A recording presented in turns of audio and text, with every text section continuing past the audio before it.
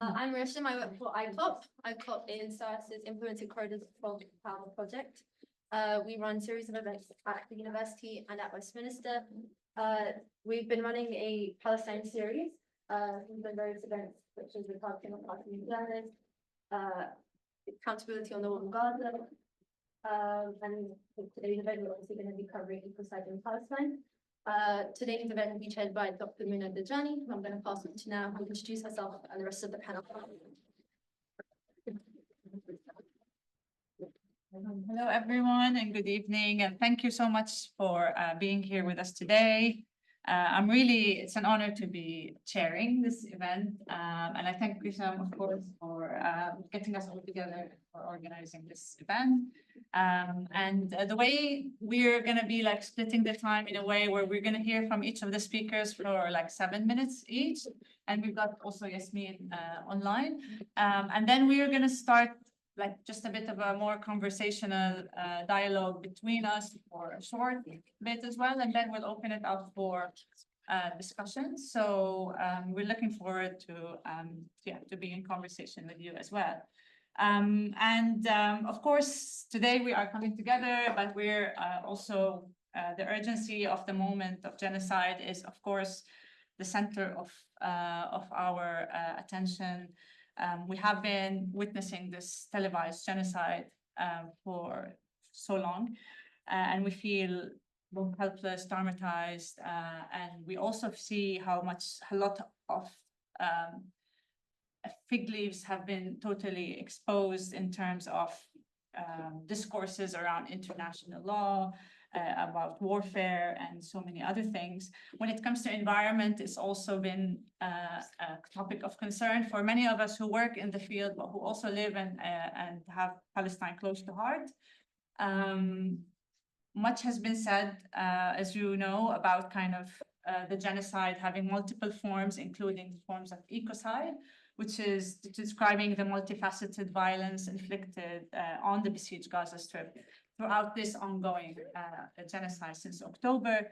And we wanted to put that in perspective here today when we speak about ecocide, that we are not really framing it or characterizing it as an event, as part of a specific moment in time, but we also wanted to situate it in a long-term systematic process of the erasure, denial of Palestinian presence on the land that Israel, as a settler colonial project, has been inflicting on Palestinians, whether in the fragmented geographies of Palestine today and even in the diaspora as well.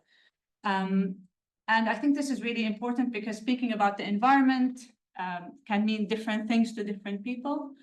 So I'm really so honored to be in conversation with great speakers today who are going to bring their own perspective from their work and expertise. And we're going to start with Sarona. I wanted to give you the space to do the presentation first, and then we're going to do one by one. And then I'll have also some remarks to close. So yeah, if we start there, and then I'll be able to discussions. And then yeah, please go ahead. Okay. And please tell me when to stop talking. Yeah, understand. Thank you. Thanks, man. Yeah, so thank you so much, everyone, for being here. And thank you to other speakers and co-panelists. It's really, really important that we're all doing this together and taking part in this. So just to give you an overview of Makan, the organization that I work for, we're a Palestinian-led educational organization. We do transformative educational trainings and develop resources to build your knowledge around Palestine holistically, but also do communications trainings. So if you're interested in any of that, just come chat to me afterwards. But today, for the next 5 to 7 minutes or so, what we're going to be looking at is hopefully what I'll be doing is just providing a foundation for understanding the narrative and the conversation around Palestine, so we have an accurate framing for when we're talking about the climate crisis, but the ways in which that Israeli settler colonial violence perpetuates the climate crisis. So we're just going to skip over a few slides. But one of the main things I wanted to kind of start off with is understanding the main misconceptions about Palestine. So it's often viewed as something that's a conflict, something that's an age-old religious feud, that it's too complex to understand, or that it's exceptional. So oftentimes, the climate crisis is often the ways in which that people approach the climate crisis when it comes to Palestine is through this lens. And I think something that is our responsibility into understanding this accurately is understanding that actually, how do I click on it? Oh, thank you so much. I don't know how to use any computer. Is what we want to emphasize instead is that actually this is an anti-colonial struggle, that land is at the root of the struggle, and that it's a complex structure of policies with a simple structure, with a simple story of oppression. So in other words, you don't need to be Edward Said in order to understand Palestine, to advocate for Palestinian liberation, but also to understand Palestine as a struggle that's for climate justice and climate reparations. And kind of the main kind of things that I want to take us through very quickly is just understanding the territory of historic Palestine, because it's really important that as we're moving throughout the discussion today, we remind ourselves that the ways in which that Palestinian land and people are fragmented is through artificial borders. And what we're going to be looking through today is, and kind of what I want you all to be thinking about, is at what expense have these borders been created on, and in what ways is Israel's structure of colonial oppression, how is that coming at the expense of all living things from the river to the sea when we're talking about the territory of Palestine? And of course, this takes us to really understanding Zionism. So political Zionism is a political movement that was created in the late 1800s as a response to European anti-Semitism, and it's gaining momentum, and it was gaining momentum by drawing inspiration from European settler colonial movements around the globe. So it's premised on the understanding, or the idea that it conceptualized that anti-Semitism within Europe couldn't be fought. So the only solution was for a nation state to be made exclusively for Jewish people via colonization. So in other words, a colonial ethno-state. And just to make it clear, like Theodore Herzl in 1896, who's considered the founding thinker of modern Zionism, wrote in one of his manifestos, "If I wish to substitute a new building for an old one, I must demolish it before I construct." So thinking about that being kind of political framing, then helps us understand actually the ways in which inherently, when we're thinking about the destruction of Palestinian land and all living things, political Zionism is the underpinning to that. And this takes us through the kind of main foundational understanding, which is that of settler colonialism. So the practice of what Herzl really eloquently put in his own way, the demolishment before he can construct. This practice is a key feature of settler colonialism. So a really helpful way of understanding that, and a definition that we can always rely on, is that provided by Eve Tuck and K. Wayne Yang, who define it as different from other forms of colonialism, in that settlers come with the intention of making a new home on the land. It is a homemaking that insists on settler sovereignty over all things in their new domain. Settler colonialism is a structure, not an event. So why is it really important for us to start off with this when we're moving into a conversation about the ways in which that Israel perpetuates the climate crisis?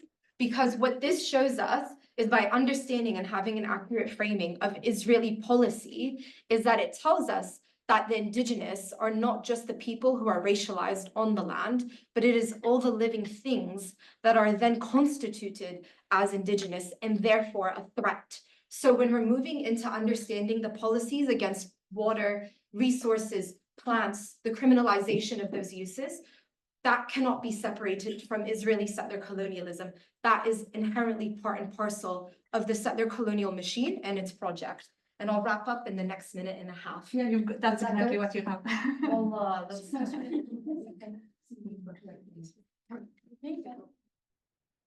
And so through basically, when we're moving through today, through our time together, through political, social, and economic institutions, Israeli settler supremacy has been and continues to be built at the expense of indigenous Palestinian land and life. So in other words, what's not being disputed is Jewish presence and contributions to Palestinian society historically and today. What is being disputed are the conditions upon which Israel and Israelis are able to be in Palestine, which is through the maintenance of a settler colonial ethno-state by destroying Palestinian land, life, ideas, and culture. And we can see this materially from the shrinking space provided by the Visualizing Palestine graphic on your right side. And this is juxtaposed to a graphic that was provided in the Tuck and Yang article, showing the US as a key example. So really with settler colonialism, a key feature throughout it, no matter the context, is the division of land and the division of people and the exploitation of all living things on that land. And lastly, just to wrap this up, a helpful way to thinking about everything that we're going to be talking about today is the objectives of Zionist policy, because I think is something that Israel does really effectively, is actually throw so many different policies in its complex regime of control that it really confuses people. And so what I would recommend us thinking about is how Israel wants the maximum amount of land with the minimum number of Palestinians on it, or it wants the maximum amount of Palestinians on the minimum amount of land. And Gaza, for example, is kind of the most true and ultimate expression of that. So also just one last thing before I wrap up is to say that we cannot divorce this conversation nor our practices towards climate reparations from the genocide that's happening in Gaza, nor of the ongoing and intensifying colonial policies impacting Palestinians, not just across historic Palestine, but also those of us in exile. And then I just want to say, this man in the photo, his name is Haj Suleiman from Al Khair, which is one of the West Bank villages that grazes in the area of Ain al-Bayda, and he's protesting Israeli settlement development in 2021. So again, just kind of wanting to show you that land is the central component of our fight for liberation. So I'll just stop there because we've got Yasmeen and Mohammed and everyone else to hear from, but hopefully that just provides us kind of a departure for the kind of accurate discourse point when we're talking about everything else. Okay.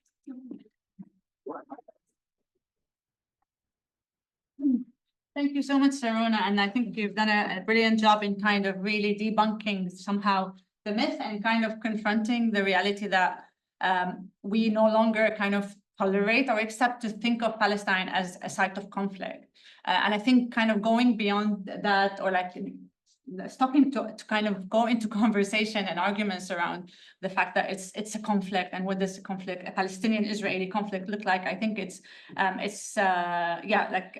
of from a justice perspective, it is the right thing to do, and also kind of framing settler colonialism in that case, that is evidently a structure that has been ongoing in Palestine since 1948.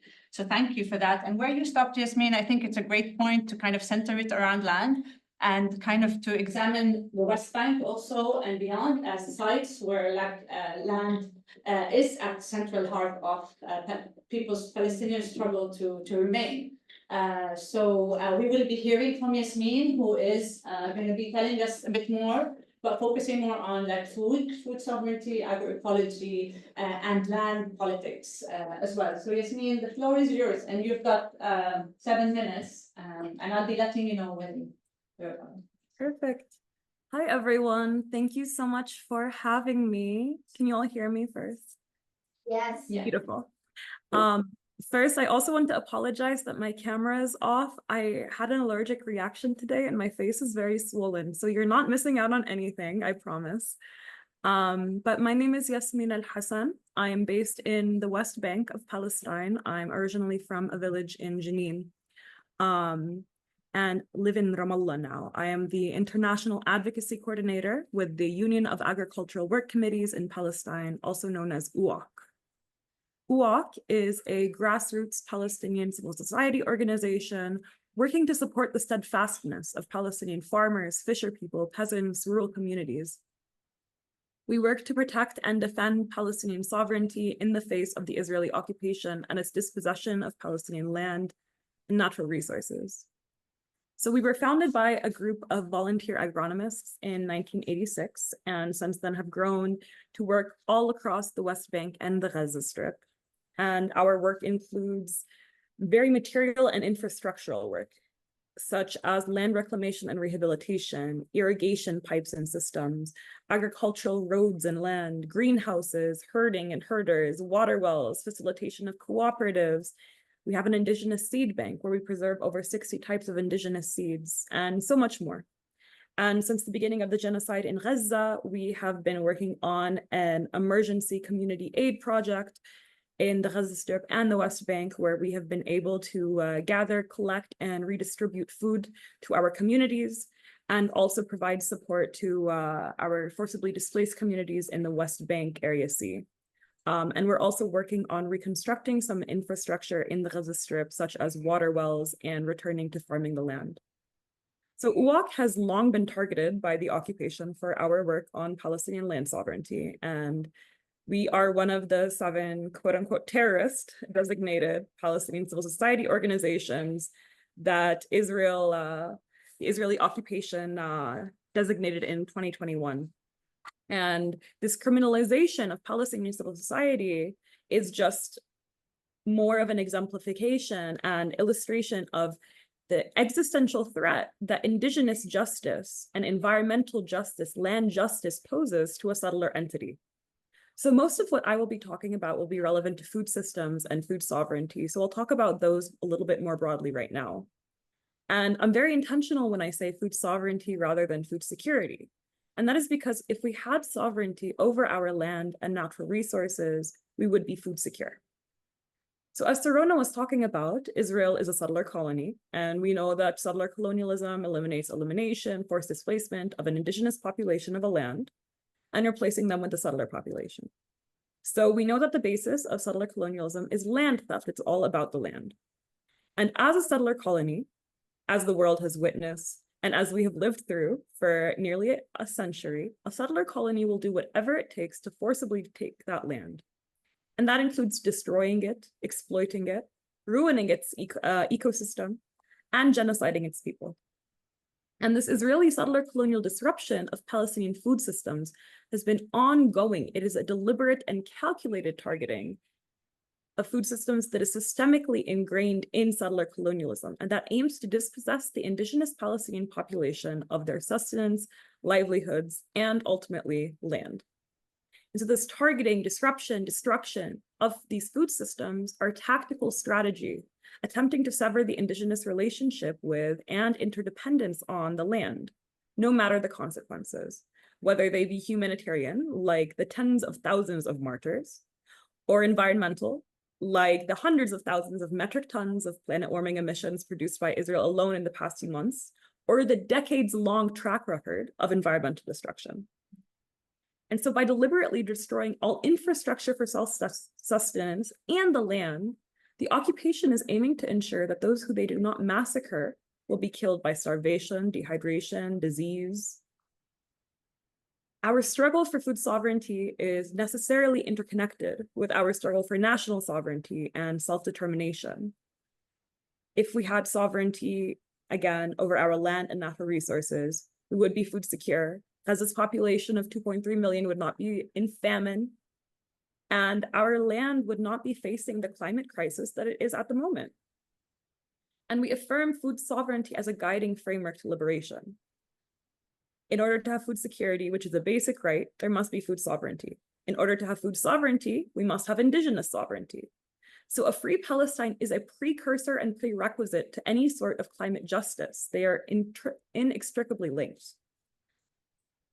And I'll end just by talking about our relationship with the land. The Palestinian relationship with the land is not abstract. It is very material.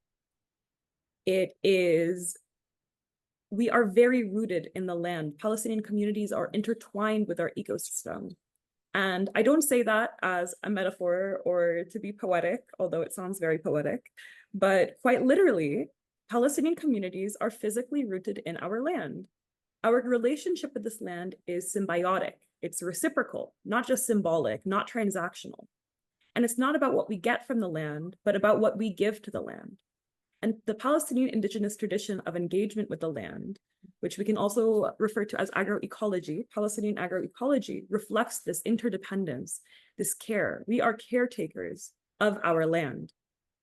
And so when the Israeli occupation attacks, destroys, steals our land, it's a calculated attempt at the destruction of indigenous livelihood, elimination of Palestinian communities via environmental destruction and ecocide. And I'm really looking forward to hearing from you all and the rest of my panelists. And thank you so much for being here with us today. Thank you, Yasmeen, so much for this powerful intervention, and also like kind of battling with with your allergy. And so thank you so much, Salamtek. And such critical points there as well. And we're going to hear now from Mohammed, who is going to be speaking to us about another aspect of ecocide that actually kind of is part and parcel of colonial extractivism, and it kind of also ends up, you know, being very material, being very much quantified as well. So it would be really great that we're hearing from so many different perspectives, whether also kind of from the material lived experience, but also kind of conceptually, what does it mean to live under a settler colonial structure, and what does it mean? What does it mean to live under like processes of intensified ecocide, like we're witnessing today? So thank you, Mohammed. Thank you, Mona.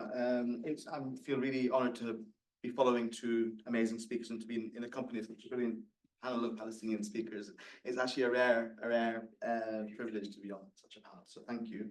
So yeah, my name is Mohammed Ghalaieny. I'm an atmospheric scientist. That's my specialty. I work on air pollution policy nationally in the UK, but I should probably emphasize that I'm speaking here in a personal capacity rather than the capacity of the role that I have professionally. So yeah, I'm from Gaza, and I'm going to talk today about, I guess, the situation in terms of air pollution in Gaza from not from a data-driven sense, but just from what we know to be occurring based on just mainly on the damage maps and also what we know about practices that are going on there. I'm actually going to start though by going back to 2005, because I think Sarona and also Yasmeen brought up the dispossession of the land, and I want to start with this map of Gaza in 2005 that just emphasizes that. So this is a map that shows different Israeli settlements that were taking up almost 40% of Gaza up until 2005. It was one of the great kind of myths of the Israeli occupation, that when they withdrew from Gaza in 2005, that they said that Gaza was liberated, but it was just a continuation of the occupation in a different way. But up until 2005, these settlements had around 10,000 residents, and they took up 40% of the land, the water, prime agricultural soil. And yeah, it's just a highlight of that. Now, if we move to the next map, this is Gaza now, 2024. This is a damage map that has been published in various places, and it used radar techniques or LiDAR techniques to assess how many buildings have been damaged. So the higher intensity of red, the more complete the damage is in certain areas. And as you can see, it's very focused around population centers. And I probably also hasten to add that this map predates it was from March this year, so it predates like the invasion of Rafah, predates the really heavy assault on Nusayrat and the recent reoccupation of Gaza. The reason I'm using this map is, as I said, the more intense the red, the more intense the destruction. The more intense the destruction, the more rubble. The more rubble there is, the more we have air pollutants. And I'm talking here specifically about particulate matter, so small particles, and we'll touch later on other pollutants as well. But yeah, so each of these, each destroyed building becomes a source of pollutants. We have 40 million tons of rubble, and if you think of how much of that is fine rubble consisting of either heavy metals from bomb casings, asbestos fibers from some of the construction materials, concrete, and you start realizing what toxic mix of particulate matter people are inhaling in Gaza. And that's only the beginning of it, because in addition to the rubble, we also have people now burning waste, because waste management has all but broken down. There's not that much fuel for waste transportation, and so people are piling waste and burning it, and that again results in pollutants like polyaromatic hydrocarbons and other things that are quite a nasty mix. Then we add to that that Gaza is now really fuel. People don't have any gas to use and are burning solid fuels. And finally, people are also powering vehicles where they can with cooking oil. So the result is quite a mix that is resulting in quite toxic exposures. And we don't know the specific mix, but what we do know is when you have a mix of exposures, that actually in some ways increases the potential harm. I guess going from threats now to solutions. This is just I guess something that we use in environmental science. It's a source pathway receptor model. We're just saying, okay, how do we help people? How do we stop this? Well, we want to, stop the source getting to the receptor, and there's different. I need to mix up my slides now a little bit. Different solutions. So for example, in an ideal world, you'd use water-based dust suppression. You'd spray water around, and that would keep the dust down, less particulates. You'd restore the fuel supply, so you didn't have that solid fuel burning. You'd have fuel for waste management, etc. People would have dust masks, for example, and that would help stop their exposure.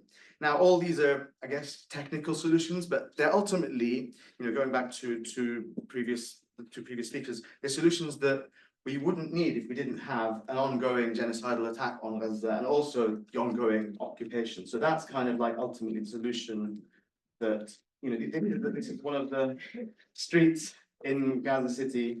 And yeah, just let's have these soldiers out of Gaza, let's end the occupation, and then give us environmental sovereignty to allow us to have a healthy functioning environment. I'm not saying it was perfect before, nowhere is, but ultimately we need to be in control of that, not at the whims of an occupation. So I'm just gonna pop that. How much time I've got left? 2 minutes. You've still got one and a half. Okay. 1.5.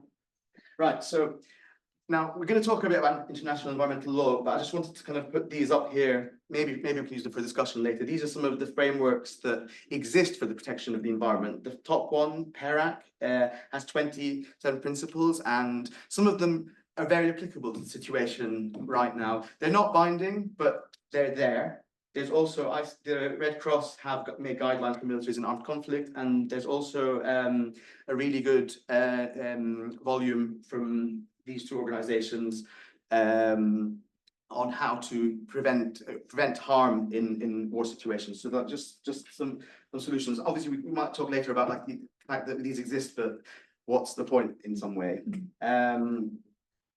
Sorry.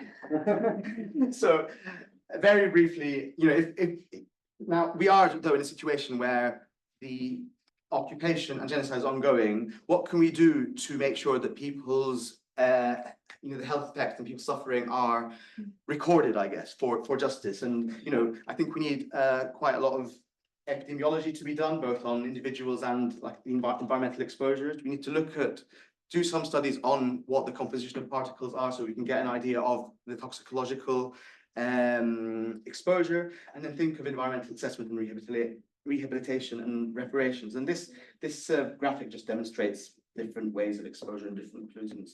I'm going to end with this slide, which is actually nothing to do with Gaza. It's actually two. First of all, I don't know if anyone recognizes the spraying of Agent Orange in Vietnam there in the 70s, that was found to be very connected to birth deformities in both children of Vietnamese civilians, but also children of veterans, American veterans. And in the end, reparations were only made appropriately to veterans, and that took a lot of time. And reparations to Vietnamese population took many years and were inadequate. And the slide at the bottom is from the occupation of Iraq, and what you see there is a burn pit where the US military was burning their solid waste. And again, that was then shown to have had a massive impact on the health of both troops and Iraqi civilians. And I think I'm just trying to use these as an example to kind of link what militaries end up doing. Thank you.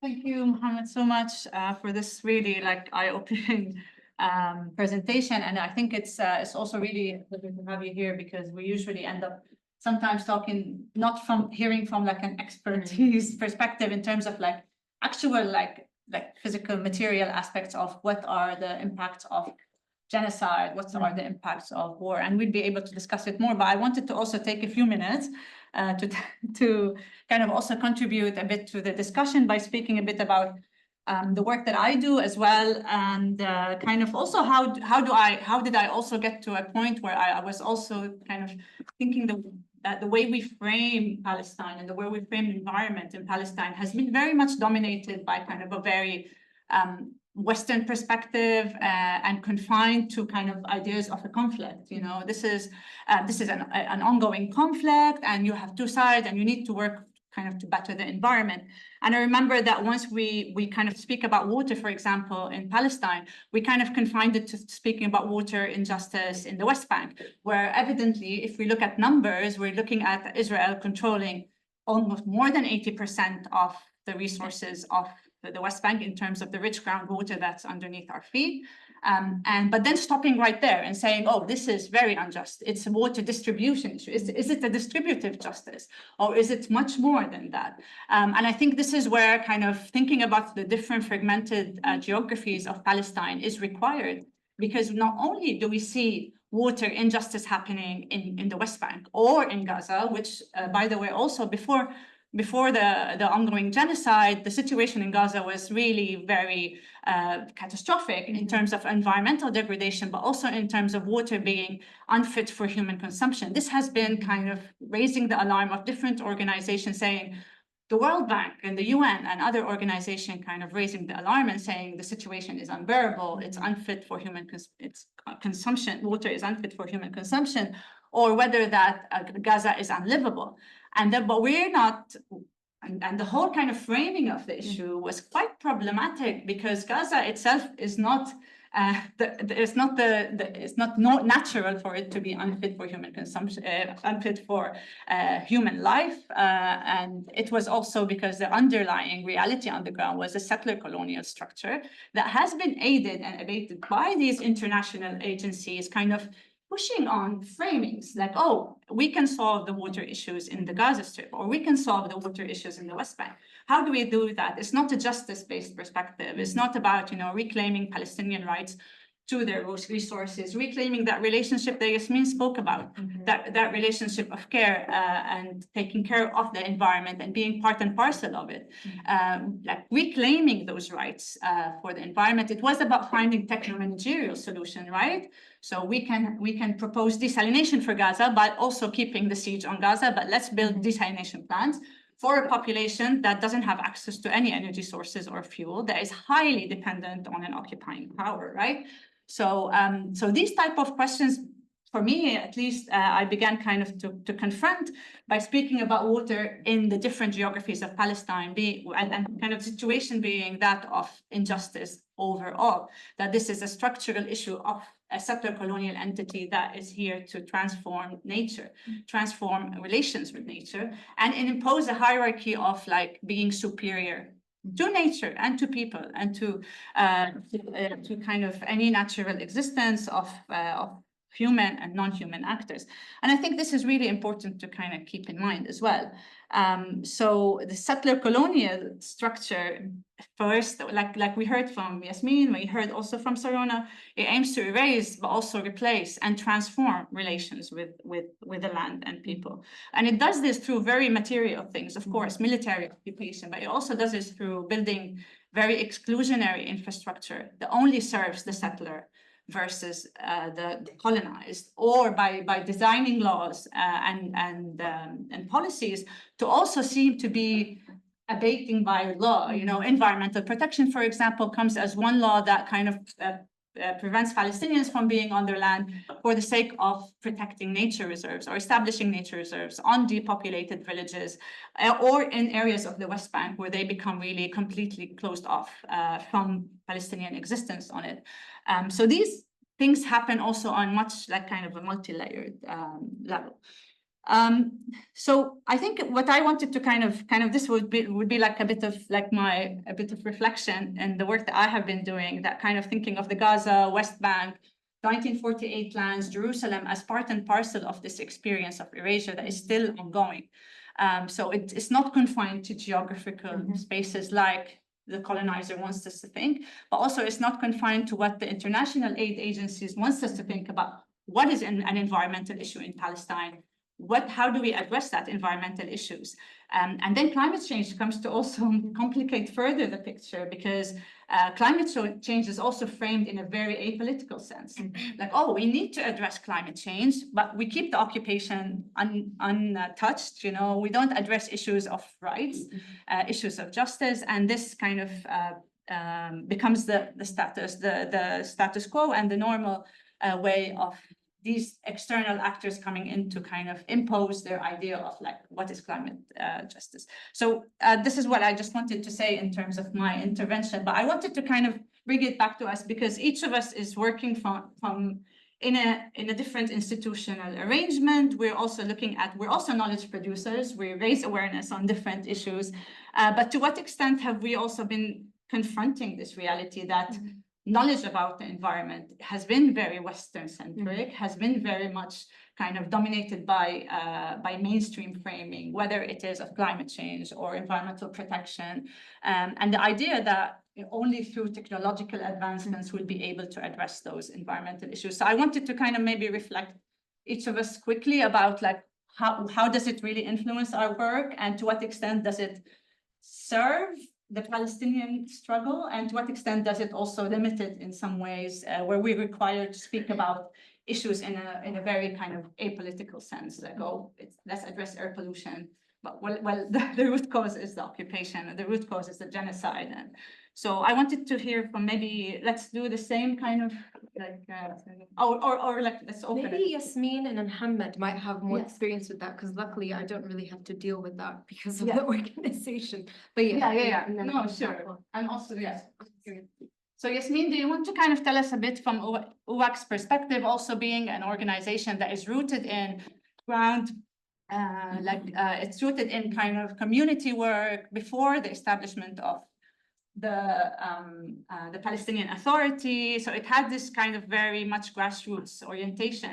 How do you see also it has been shaped by different agendas, by different framing of the environment and environmental problems that Palestinians face? Yes, absolutely. You cut out for a little bit earlier, so if you could repeat the question. Sorry.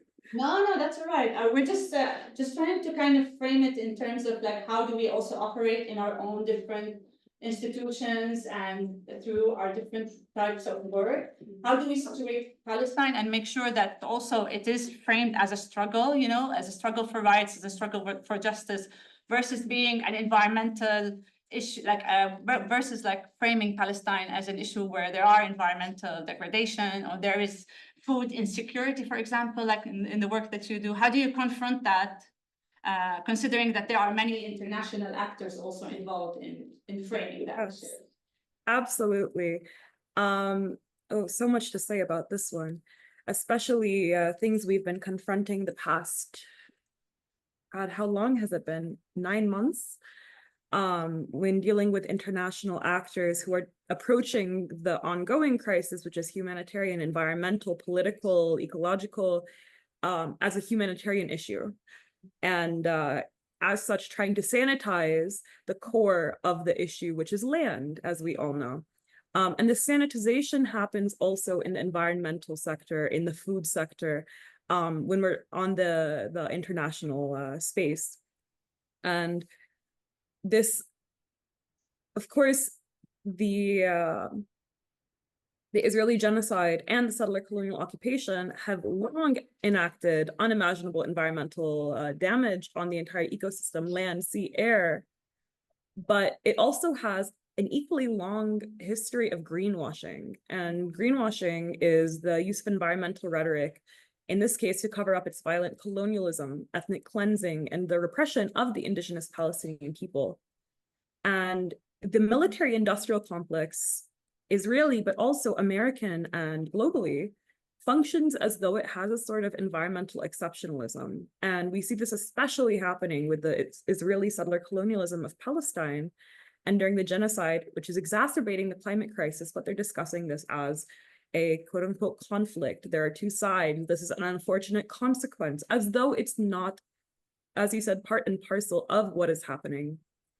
And despite all of this, we see the colonizer hailed for environmentalism. Israel attended COP28 while carrying out this catastrophe. And the occupation relies on this greenwashing in order to be able to continue its advocacy. Israel is very often hailed as kind of an environmental leader. And there often is the Israeli occupation, but also other actors will look down on Palestinian mechanisms and methods of engaging with the land. Funny, just yesterday, I was reading a book about how the British, during the British Mandate, the British agricultural ministry was classified a number of Palestinian native plants as weeds, and then carried out a campaign to try to eradicate these native plants, which for Palestinians have a deep historic significance and have multi-usage. But for the colonizers, these were weeds, they were invasive. And this is just one very small example, even before 1948, of how colonialism and settler colonialism is in and of itself invasive to the environment. And so one of the ways that UOC engages in our work of the land, we frame our work through food sovereignty, as I mentioned, and through traditional Palestinian agroecology, where we engage with the land and with everything around us as we are part of that. And that is what drives how the Palestinian farmers also engage with the land. And on the topic of climate change and environmental issues, we also see, this debate on the global scale, which is so silly, of is climate change even real? Is environmental harm even worth talking about? Where in Palestine, everyday people, farmers, people in my village, I mean, my grandma who did not have a formal education in the way that the, Western Academy considers education, she's talking about climate change every day. And she never once studied in a classroom about climate change. So many people in Palestine, the people who engage with the land, are noticing the material and physical impacts of this harm in a way that colonizer epistemological frameworks cannot actually engage with the land in the same way. There are a number of examples of this manifesting. I don't want to take too much time, but yeah, I'm sure the examples will also come up. But I'm interested in hearing what Mohammed has to say also. Yeah, I'll. So in a past role, I worked. I'll refer to the presentation because I brought up the PERAC principles, the protection of the environment in relation to armed conflict, and this is a combination of almost 10 years of work by various actors in international humanitarian and environmental law. And I was involved in that work in the early days as a scientific researcher who was tasked with building a small evidence base to advocate when it came to the environment and conflict. And it was quite an interesting space to be in, because ultimately, I guess I come from a very anti-militaristic perspective. I do not support the military-industrial complex. I think we should really scale down and not have conflicts. But at the same time, we found ourselves talking to people in different defense ministries who were talking about how they were making bullets that didn't have lead, for example, so that they didn't pollute the environment. So, you know, we kill you, but we kill you in an environmentally friendly way. But still, I think the work was, you know, going back to the concept of like knowledge production, the work was interesting because we were able to highlight situations like Agent Orange, Vietnam, bring you know, use that suffering, bring that experience into the discourse, talking as well about like environmental exposures during the Iraq War and other situations going back to the Second World War, where there, you know, pollutants that we left in the sea. So I think like ultimately in that sense, it's kind of trying to create space in a discourse that then creates progress, albeit this is international law that's very, very driven by the interests of the states that come together to make it happen. So it ends up being quite watered down, and we have like an international order that's that has this exceptionalism for the more powerful states. But I guess maybe we could discuss this further in a bit, but like ultimately, should we still work on things like this? I mean, I think that we should, even if, you know, even if what they say, the master's tools will not dismantle the master's house, but at the same time, well, we have to work on different fronts. Yeah, right. Yeah, I can pop in. Of course. Thank you. So, just really wanting to, I'm not looking at WhatsApp, I'm looking at my notes. But just like to really carry on what Yasmeen and Mohammed really, I think, effectively illustrated is, I think, something around, you know, how do we make our understanding of Palestine as effective as possible and as grounded within the values of liberation. And I think one of the things that Yasmeen and Mohammed have been really illustrating is the settler colonial attitude towards the land, Israel's attitude towards the land, despite doing things that, you know, attempts to greenwash or purport itself to be an environmental steward through, as Mohammed was saying, we'll kill Palestinians and anyone who stands for their liberation, but we'll do it in a way that, you know, maybe vegan, for instance. So just really quickly wanting to maybe flag for people like 3 attitudes that, you know, Israel really embodies when it talks about settler colonial attitudes towards the land. And the first is that of ownership and domination. So settler colonialism aims to own and dominate the land rather than living in harmony with it. And that's what Yasmeen was really picking up on, which is Palestinians seeing themselves as the caretakers for the land, rather than the land being something that is our property. And we can see this, for example, in how before Europeans colonized the land that is now known as Manhattan Island, it's made up of wetlands and rivers, which the indigenous people designed their architecture and way of life around. And European colonizers built over these wetlands, ignoring the geography and ecosystem. And that's why there's actually been loads of flooding all around New York City in the last few years. And the second attitude is that of extraction. So settler colonialism wants to exploit the land to accumulate wealth and profit. So we can see this, for example, when Dutch and British colonizers went to South Africa to access the country's wealth of natural resources, including diamonds, gold, and iron. So again, whenever we're talking about Palestine, it can be seen as also a microcosm for other places that continued to experience settler colonial violence. And the third is that of manipulation. So this means practices and that deliberately attempt to change the ecosystem to make it fit the settler's vision. So Yasmeen and Mohammed were talking about that. Yasmeen in particular, with her talking about the British designation of weed, or of a plant, into weed. And what is the intention behind that policy, and how does that work to disrupt Palestinians' relationships, not just with each other, but with the land? And just one very quick example of this greenwashing that Yasmeen pointed to, which is that of the organization called the Jewish National Fund, which we can speak to maybe in a bit, but just wanting to flag, it basically uses tree planting as a way of actually having further land grabs across Palestinian territory. So really just to say, like, colonialism is quite atmospheric. And I think Mohammed's work is actually really showing us that, like, these pollutants go into our lungs and kill us.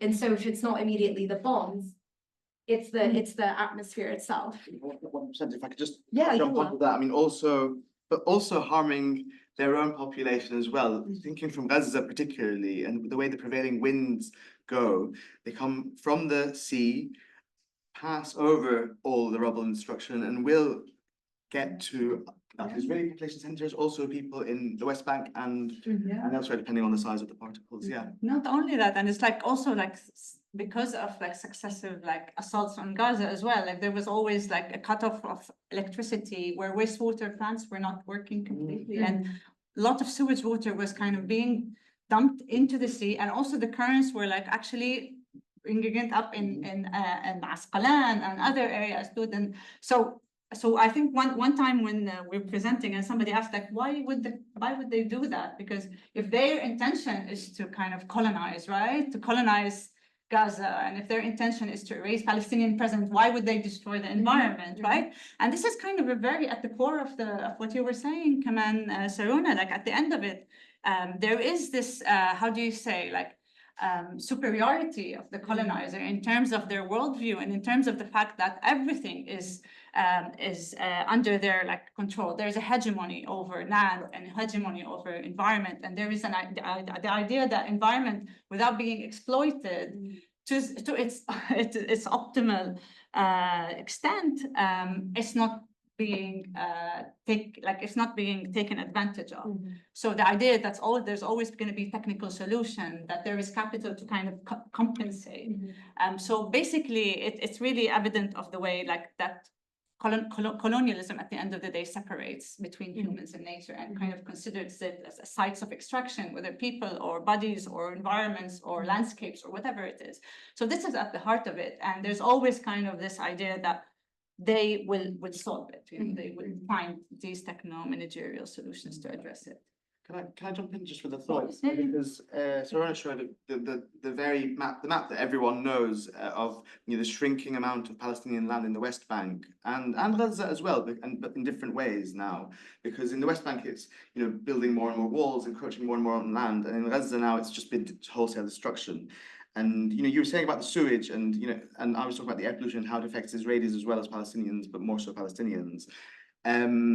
One thing to bear in mind there is that the effects on Israel are, I guess, minor inconveniences when it comes to their bigger game. That map of shrinking Palestinian land, the fact that half of Gaza now is unlivable, that means that I guess the Israeli state, the Zionist movement, is happy to take the hit to fulfill the wider goal. Apparently, I think it was Herzl who said about the Zionist movement, even pre-48, they said, we'll build the Israeli state with another acre and another goat, just little by little. And I think it's the same kind of philosophy that's going on, a philosophy of a very long game. If I could also jump in super quickly.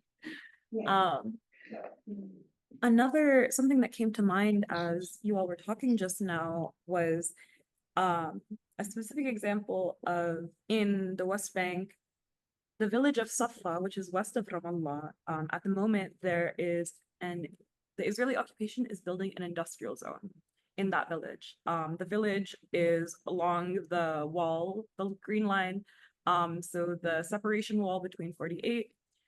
There's a settlement right next to it, partially on its land, and a couple years ago, the occupation began building an industrial zone. Now, the occupying settlement, actually filed a lawsuit to try to prevent the building of this industrial zone because they said that it would have environmental effects that would impact their health. And this Israeli settlement is further from the village, or further from the industrial zone that the village is, because it's being built in the middle, or part in this village. And if the Israeli settlement actually came up and said, we don't want this to be built because it will have harmful effects on our health because of the pollutants into the atmosphere, of course, the occupation is continuing to build it anyway. The people who are living in this village right next to the industrial zone, imagine the health impacts it will have on them. And this is just one small example of hundreds and hundreds of examples, but the ways that Israeli settlements for decades and decades have been impacting the communities on which they are built, including but not limited to waste dumping, introducing intrusive and invasive species. People are noticing, local communities observe that local plants that grow naturally have disappeared, wild livestock disappears, even natural water springs have disappeared because of the ways that the Israeli settlements have been built. But as you were all saying, this sometimes even affects the settlers themselves. But for a settler colonial entity, that is a small price to pay in order to push out the indigenous population and to ultimately harm that indigenous population. So now as this industrial zone, which is just one small example, continues to be built, it's pushing out the Bedouin communities that live and used to herd in that exact area. It's going to have horrible health impacts on the larger village, and that is going to have domino effect of consequences on the community. Yes. No, yeah, and that's kind of the domino effect somehow, and kind of the lack of ethics of care as well, that Israel as a settler colony and kind of disregards anything that has to do with kind of really like being on the land and living in harmony with the land. And I think this is really important kind of to see it like on a wider picture when we think of like the environmental movement, the global environmental movement also seems to kind of, you know, separate, you know, oh, these issues of environmental protection or climate change, these are issues that need to be dealt with nation states. Nation states has to decide, and nation states have to be the ones that put the laws and regulations to protect the environment and to reduce carbon emissions, for example. But then kind of always shunning away from addressing kind of the root cause of environmental degradation, which is colonialism, and how it's like the need is for a structural change, not a systematic change, and not just kind of policies here and there. And I just wanted to say that in the latest COP 28, where the Colombian president, Gustavo Petro, he compared the genocide that is ongoing in Palestine to the future of countries in the global south in the face of climate crisis. And he said that this is what awaits us. This is a rehearsal for the future. And it's true, kind of, again, how do we, all of us in our different line of work, how do we also, again, center Palestine as like a global struggle? And I know each of us maybe you spoke a bit more like clearly, but it would be nice to see like how do you actually think, like how do we actually situate Palestine as a global struggle, as a justice struggle in our different fields of work? First, by maybe like kind of what you, Mohammed, was saying, like maybe engaging with kind of the mainstream discourses or knowledge production in its kind of mainstream way, let's say, where we need to kind of quantify, we need to show evidence, we need to show that, yes, that is the first step, but how do we move beyond? And I think one thing that is quite striking in the way that mainstream media has been talking about Gaza Strip is that, oh, the amount of carbon emissions that kind of came out of the war is this and that, but kind of really that doesn't really, it obfuscates really so many layers of injustice that we don't really, that these numbers don't really talk about. And what about the previous assaults in Gaza? What about the rest of Palestine as well, and the environmental justice we've been experiencing as Palestinians? So I wanted to kind of see like, okay, how do we actually move beyond? How do we make sure that our contribution and our kind of mobilization in our different roles, how is it moving and how is it building alliances with critical voices, whether climate movement or air pollution studies or food sovereignty and agroecology. So the big question. Maybe we end there and then allow also for like some questions. Shall I go first? Yeah. Okay. I guess I think it probably starts with building, in one way, building alliances with people who share same goals. So I think, you know, there are many in the environmental movement and like I guess human rights organizations that have, you know, been coming out strongly against apartheid, isn't it? Like Amnesty International, I think even I'm not sure if this is right, and someone maybe correct me, Greenpeace I think might have even at some point spoken about. Sorry, right. And so like building those alliances, I think it's important not to. Okay, I can't believe I'm saying this as a scientist, but you know, if we choose to go down like a fully scientific evidence route, then I think we're probably at a disadvantage there. And actually, when it comes to environmental destruction, also like, you know, products that have toxic effects, the opposition, and I'm talking now about like corporations and I guess states that you know, colonial states and imperialist states use scientific uncertainty to further their objectives. So, you know, for example, the example I used of Agent Orange in Vietnam, the evidence was there, but it was uncertain, and they kind of used that uncertainty to say, okay, no, we can do this. So obviously we have to like be armed with strong science, but also we have to be prepared to kind of go beyond that. I think we also have to build broadly. I like the fact that you brought up the carbon emissions. I'll finish here, because I actually think, while it is like reductive in the sense that you know, it doesn't in any way describe people suffering in Gaza. I guess like a better statistic for Gaza is like the, you know, 2 or 3 atomic bombs explosive power, I think, is a better one. But if you think about it in a global scale, then I think it's kind of it makes Gaza seem very intersectional in that sense. So I actually think it's a good one to use, but just as how you use to link with other struggles. Yeah, that's my thoughts. Yasmeen? Yeah, Yasmeen, if you want to come in and Sure. So UOC is part of, we are a member organization of La Via Campesina. La Via Campesina is the global peasants movement. It is composed of and representative of hundreds of thousands of peasants, farmers, landless people, land workers, indigenous people, all across the world. And it is one of the largest social movements in the world. And La Via Campesina is one of the ways that I feel very fortunate to not only witness but participate in what I see as transformative justice and co-governance, co-leading on an international scale. I really believe that La Via Campesina is internationalism at its best, in a way that is as not only anti-colonial but decolonial, in terms of structure, mechanisms, processes, and equity. And so I would encourage everyone, first and foremost, to look into La Via Campesina and support whatever local organizations or member organizations of it. But through La Via Campesina, we have also been able to connect with other peasants and farmers movements all around the world. And this type of solidarity is active solidarity. And it's not just solidarity in the way that, like, you know, sharing Instagram posts like #solidarity, but it's a joint struggle. And I think reframing solidarity with Palestine as joint struggle can be really critical to thinking about how we shift our positionality. Or for those who are outside of Palestine or who are non-Palestinian, how do you see yourself in relation to Palestine, or people who it feels very far away? But viewing it as joint struggle, my liberation is your liberation, is their liberation, is our liberation.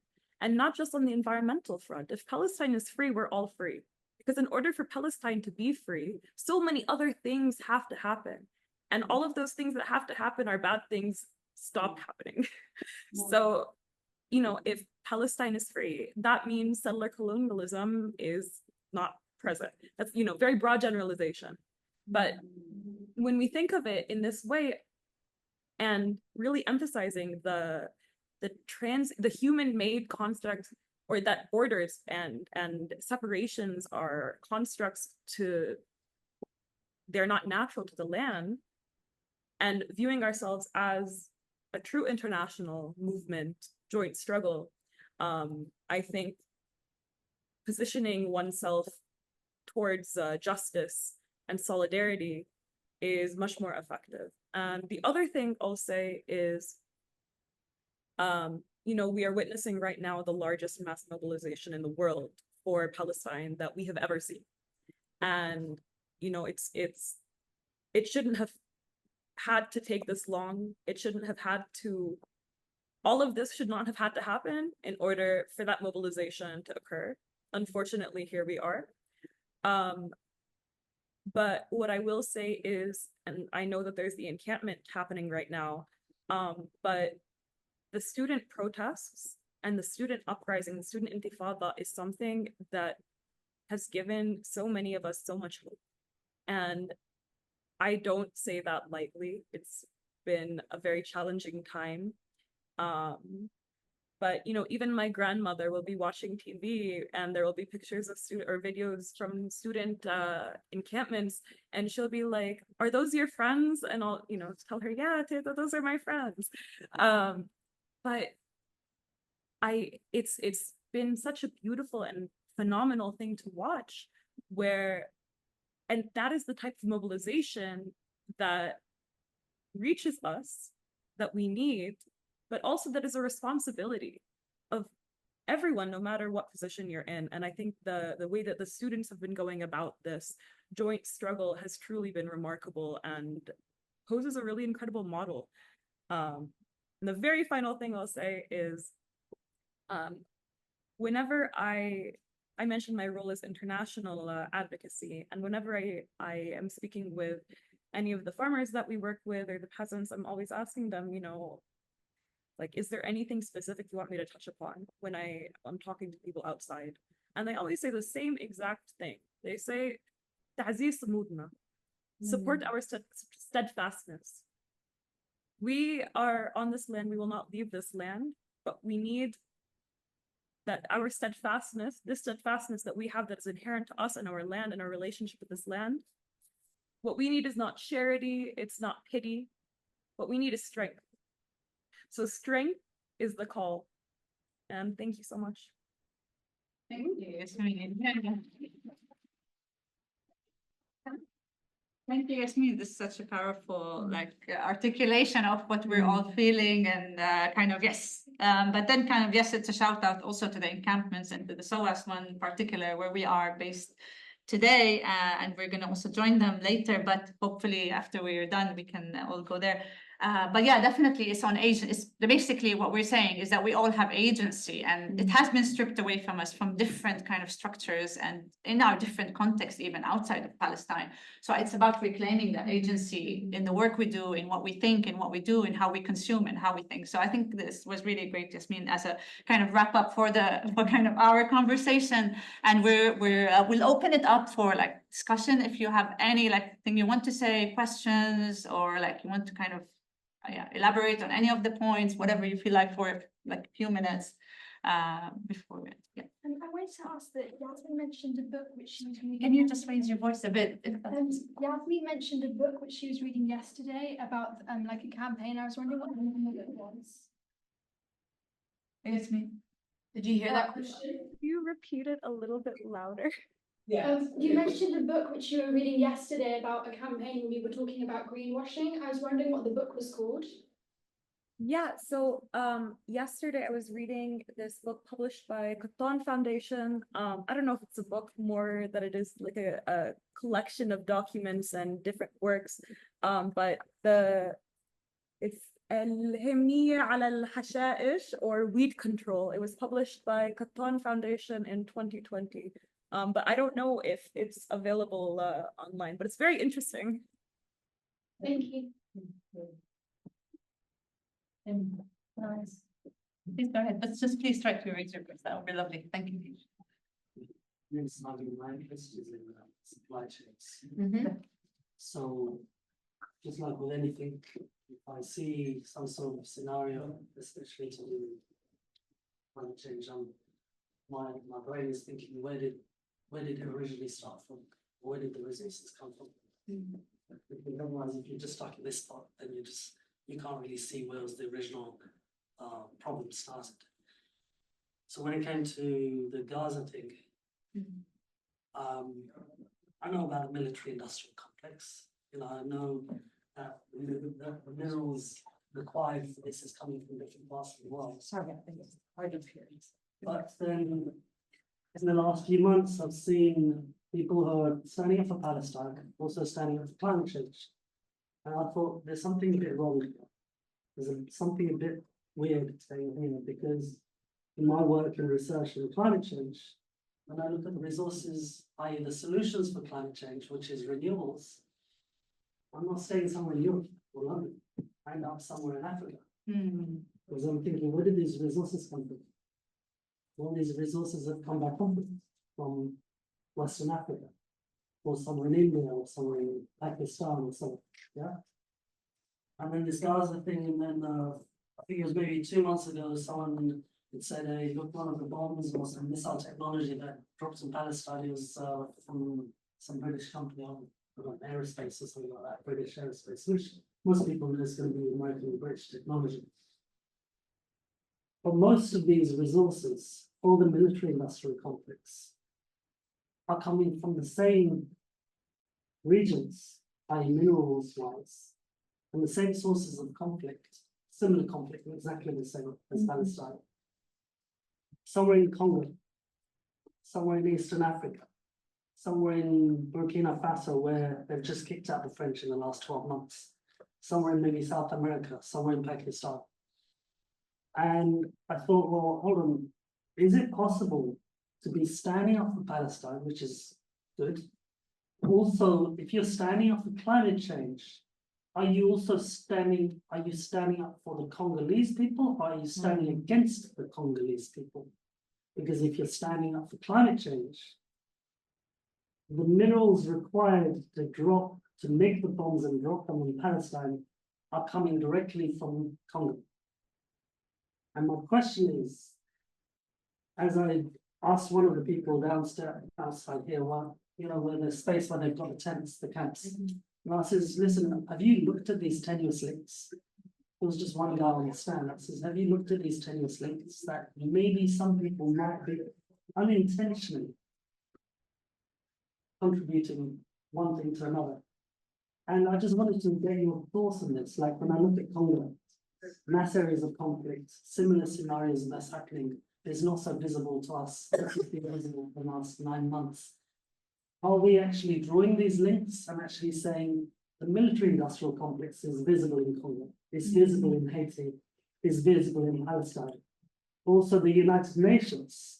United Nations, I've seen reports on YouTube that United Nations have been instrumental in being an invasion in Haiti, in onslaught, and being instrumental in the invasion and illegal occupation for resources in Congo. But when it comes to Palestine, they're standing up for Palestine. And I was like, hold on a second, there's something a bit wrong here. I'm just thinking myself, but then I come here because I want to get other people's opinions to see or verify, and is my thinking right? Or I don't know, just to hack my brain and hack this question. Yeah, thank you for that. Would you like to come in? So is the question, sorry, is it, just so I make sure I'm hearing you correctly, is it, if we're talking about like liberation for Palestinians, somehow then that translates into further oppression, maybe unintentionally for other people? My response to that would be no. And the reason for that is because to really frame everything and to practice a true anti-colonial, anti-imperialist, as Yasmeen has been saying, you know, joint struggle, what that would mean is any way in which we are able to de-link from systems of oppression, that would be the way to do so. So it wouldn't necessarily, it would not be to suggest or practice anything that would further exploit not just other peoples, but also the land and the resources and all of that. I think actually Israel does this, where especially within different countries in Africa, where through development deals, it likes to say, where it buys out massive debts from different countries. And then what it does is through development is it then further exploits the lands in different countries. So I would say actually Israel does that actually really not nicely, but that's something Israel does as a way of, again, attempting to say it's lending its technology to other places. So I would say that would be my answer, but I don't want to speak on behalf of others. You want to come in? Yeah. Sure, yeah, I mean, I kind of I agree with your assessment. I'd probably just add to pick up on a point that you made about supporters of Palestine being denying climate change? Is that what you were saying? Not denying climate change, but if people are actually supporting Palestine, which is you're right. But people are also saying supporting climate change could be supporting climate change, and then the solutions for climate change are rooted from the same forms of violence and oppression. So when you say supporting climate action and therefore looking at alternative technologies, for example, so like kind of battery components. Okay, I see what you mean.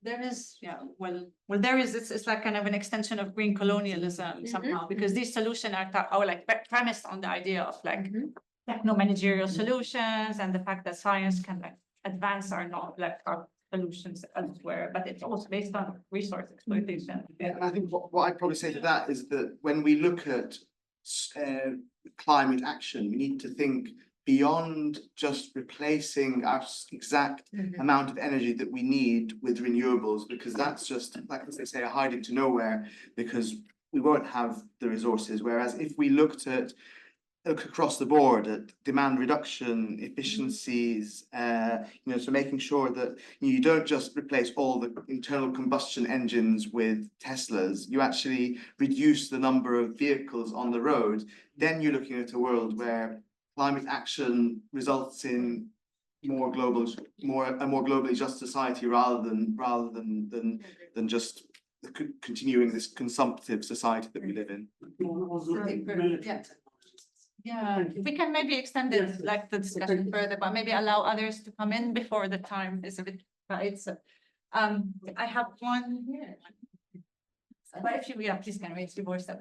Yeah, I just wanted to ask if maybe you could say a little bit on in how far especially like organized struggle is maybe connected to also struggles in Rojava. I'm just thinking because of like how Rojava, especially also in an idealized way and simplified way, I think, but like often in like Western spaces of environmental activism, etc., is seen as like this example of environmentally friendly self-organization, etc. And yeah, but I was just wondering if like there's a linkage in the struggles that is particularly present, etc. Because it's also kind of a colonial depossession, etc. Like all of those themes run through both struggles, right? The Kurdish struggle and the Palestinian struggle. So just wondering. I don't know enough, to be honest, to be able to speak about that confidently. So yeah, I wouldn't feel comfortable answering, but I've written down your question because now I'm gonna go do some research. So thank you for asking it. I wonder if Yasmeen has any. Yeah, Yasmeen, well, yeah, we don't want to exclude you from contributing. Yes, please. I wish I could say more, but similar to Sarona, I mean, I have a basic understanding of the context, but I don't think I'm able to speak on it enough. But it's an excellent question.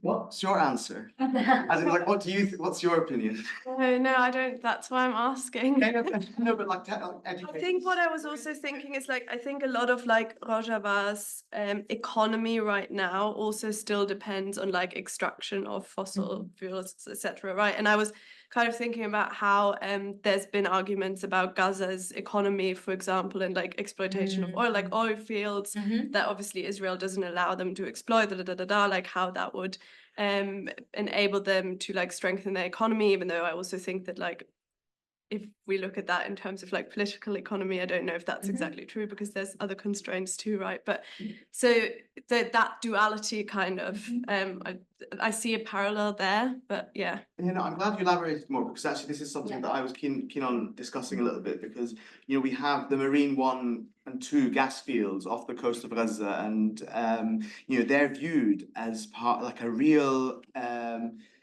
of centerpiece of the economic development of any future Palestinian states. And I personally, and I guess I don't want to assume to speak on behalf of everyone, but I personally see that as a catch-22 in my mind. I want Palestine to have economic sovereignty, and I guess that would possibly come through those fossil fuels, but then I don't buy into a world that relies on the extraction of fossil fuels for development. So I guess going back to, I think what Yasmeen was saying about how, I guess, Palestinian liberation needs to come in tandem with more global liberation and better environmental and climate justice. And I think, and this is like a big discussion that we need to have as Palestinians, because I think, Yasmeen, I mean, I guess you're in Palestine right now. Are we a mainstream view in that respect, or an outlier? I hazard the latter. In terms of what exactly? Oh, pay attention. In terms of, you know, like looking at kind of the Palestinian struggle being linked to climate justice, and you know, not, you know, thinking of Palestinian liberation not as just perpetuating extractive economies, but rather an economy that goes back to, I guess, the roots of a good relationship with the land and the environment. No, I think in different terminology and with different vocabulary than perhaps the Western Academy utilizes, but it's, I think, what we all are talking about right now is the pretty broad perspective. I don't want to speak on behalf of anyone, of course, but in terms of the, you know, land workers, peasants, farmers, fisher people, Palestinian rural communities at large are noticing the ways, and not just noticing, but living the consequences of extraction and of climate change, of environmental disaster on a daily basis. The heat that is hitting Palestine right now is significantly worse than it was 10 years ago, even 5 years ago, 20 years ago. The olive harvest, the way that the olive harvest has decreased over the years. The fruits, I keep referencing my grandmother, but my grandma has a garden, and half the trees now don't bear fruit. Nothing has changed except for the climate. Except for, yeah, so I definitely say it's not because people read about it, but because people live it. No. Can I just ask just a follow-up? Just a quick one. Just because But we what- take the last okay, question, then But after. what about like the Palestinian Authority, the urban elites? Are they on that page as well? I don't know if I should speak. All right. No, but I can say. It's fine, it'll be a rhetorical Well, look, question. I think at the essence or at the heart of this question is that the fact that there are like actors that have dominated kind of the economy, and also kind of our conception of, you know, how do we move forward in this world of catastrophe and crisis, you know? And for so long, our knowledge base, the knowledge base that Yasmeen talks about, the ancestral knowledge, has been completely out of the picture and depicted, even if it's like at the best case scenario, as kind of being inclusive. If like COP actually invites, you know, representatives of indigenous communities or local communities, all like a facade, or only like just very performative. But at the heart of it is that, yes, like we need to think of like restructuring of our economy, because economies of solidarity do exist and have been a part and parcel of how indigenous people survived. So it's there, like the roots are there, the knowledge base is there, but it's also about kind of making sure that not only our voices is heard, but also that we get to decide. What Mohammed was saying was really important. Like, who gets to decide? Who gets to sit down and speak about, you know, the prospects for like the Gaza, the gas field, for example. And there are like many examples in the global north where indigenous communities are actually taking the lead in kind of leading on like alternative energy projects, for example, solar energy plants. Or whether it's wind farms, or so it's not about, again, about the technology or the economies of those solutions, but it's also how do we make sure that these economies actually work for the betterment of society and for societies to reclaim their part in the process. Yeah, and it's a complicated question, but it kind of goes back to the essence that agency is there and knowledge base is there, and we need to kind of transform the economies rather than think about it in black and white, like, oh, we need to kind of switch to green energy, but that green energy is actually very much imbued in green colonialism, and it's not that simple. I don't know if there's time for another, if I can add something to that. I think if we need to really leave the room, or In 5 minutes, let's say. Take maybe one more question. Yeah, exactly. We'll take the last question. But Yasmeen, if you want to do the final reflection on this question, and then we'll have a last question. Perfect. I was just going to say, because you said solidarity economy, there's a growing social solidarity economy, particularly in regards to youth agricultural cooperatives, that are really wonderful here in Palestine, in the West Bank and the Gaza Strip. And we can research more about that, but also in regards to economic policies, the neoliberal economic model that has been exported and imported into Palestine, excuse me, and propagated by, certain urban elites and political actors that I will not talk too much about, but those are contradictory to the social solidarity economic model that historically Palestinian communities have been organized around community-based economies. Thank you. Sorry, last year. Yeah, my question. So basically, I work in the environmental sector, and I would say the majority of them, at least in the UK, are very hypocritical in that they don't, especially about Palestine, don't talk about anything that goes on there. They haven't released statements. It's basically it's always too political. And when I try and bring it up in the workplace, they're like, we can't talk about that because they get funding from certain organizations.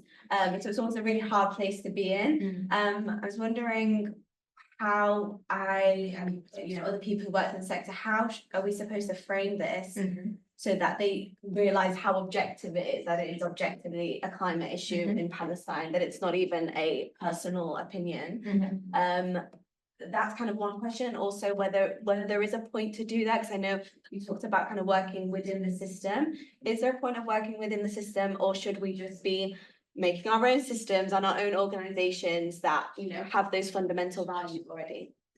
Lovely set of questions. I think it's nice also for a chance for each of the speakers to kind of also wrap up, kind of maybe a bit of a hopeful message, or kind of an action oriented takeaway. So this is exactly actually what Makan's been doing, specifically in acceleration since October.